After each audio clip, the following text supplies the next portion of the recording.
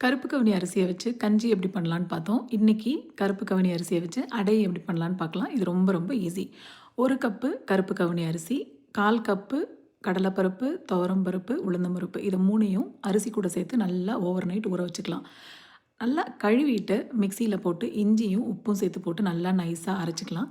இப்போது இதில் மழைச்சாரல் மாதிரி கட் பண்ண பூண்டையும் கொத்தமல்லி தழையும் சேர்த்துக்கலாம். நல்லா கலந்து விட்டுட்டு அடை வாத்துற வேண்டியது தான். சூப்பராக இருக்கும். நல்லா மொறுன்னு இந்த ஹெல்த்தியான அடையை பண்ணி கொடுத்தா குழந்தைங்களும் விரும்பி சாப்பிடுவாங்க. அவ்வளவு நல்லது.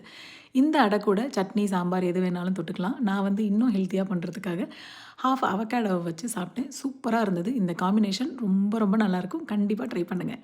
நீங்கள் பண்ணிவிட்டு எப்படி இருக்குன்னு எனக்கு சொல்லுங்கள். தேங்க்யூ ஸோ மச் ஃபார் வாட்சிங். Take care. பாய்.